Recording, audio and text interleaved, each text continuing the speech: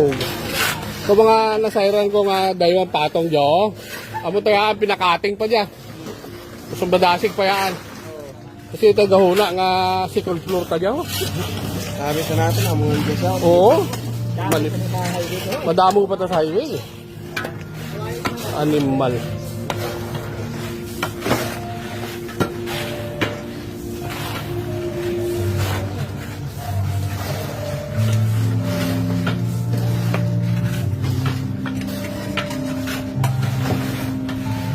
Malapit na guys, malapit na.